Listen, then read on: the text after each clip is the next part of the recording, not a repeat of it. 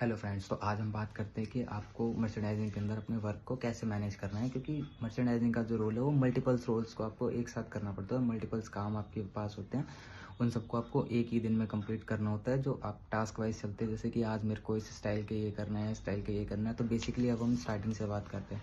तो जैसे आप मॉर्निंग में जाओगे, मॉर्निंग में जाने के बाद सबसे पहले आपको अपने ऑफिस में जाके सिस्टम ऑन करना है। सिस्टम पे जाके पहले मेल्स देखनी है कि जी कोई मेल्स तो नहीं है, किसी की अप्रूवल तो नहीं आई हुई जो मैंने पहले से भेज रखा हो, तो अप्रूवल्स वगैरह देखनी है।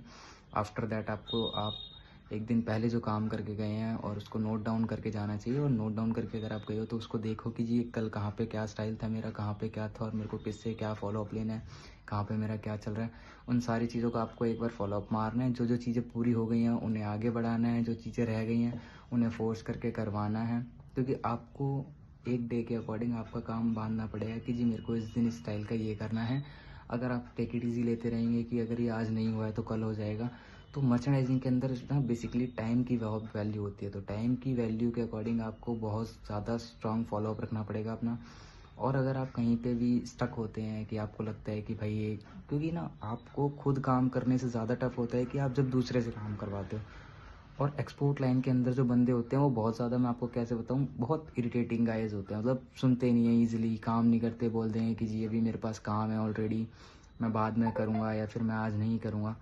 तो वो सारी चीज़ों को आपको फेस करना पड़ेगा। इसलिए आप उसको पास जाएँ, उसको कैसे भी करके आपको कन्विंस करना पड़ेगा कि जी मेरा अर्जेंट है या फिर मेरा काम थोड़ा फास्ट कर दो, या फिर आपको उससे कैसे भी मैनेज करवा के वो काम करवाना पड़ेगा ताकि आप अपने स्टाइल के लिए डिले ना हो, आप टाइम पे अपने स्टाइल को भेज सकें।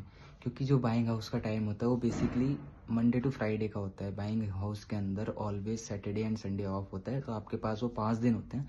उन 5 दिन के अंदर आपको जो भी सैंपल भेजना है उसको रेडी करके दिखाना पड़ेगा उन्हें, तभी आप उसे भेज सकते हो। और बिना दिखाए उन्हें आप कोई सैंपल भेज भी नहीं सकते। तो आपके पास लास्ट फ्राइडे होता है, इसलिए आपको, और आपके पास किसी भी गारमेंट को भेजने के लिए जो बेसिकली टाइम होता है वो भी एक 1 वीक होता है। और उस 1 वीक के अंदर आपको कोई भी कमेंट आए हुए हैं उन गारमेंट को रेडी करके भेजना होता है। अगर आप उसके अकॉर्डिंग नहीं चलोगे, 1 वीक में वो आपका नहीं गया, तो आप उतना ही आगे जाके आपको डिलीवरी में प्रॉब्लम होगी। फिर उसकी वजह से बायर से एक्सटेंशन मांगोगे आप, अगर वो नहीं देगा तो आपकी शिपमेंट जो सी की जगह एयर से जाएगी और उसके अंदर लॉस होगा आपकी कंपनी का। तो ये चीज़ें ध्यान रखनी होंगी आपको। और इसलिए अपने काम को उसी के अकॉर्डिंग आपको मैनेज करना पड़ेगा। सबसे पहले मेल देखो, मेल देखने के बाद आप देखो सबसे फॉलो अप लो, जो जो काम हो गया उन्हें आगे बढ़ो। उसके बाद आपका अगर कोई बाइंग एजेंसी का काम है तो उसको करवा के आओ आप। एंड ऐसे करके अपना काम को फ्लो में लेके चले जाओ। अगर आप कहीं पर डिले होते हो तो अपने सीनियर को बताओ या फिर जो आपके एमएम है उन्हें बताओ कि जी ये वाला काम मेरा पड़ा हुआ है, इतने दिन से कोई कर नहीं रहा, या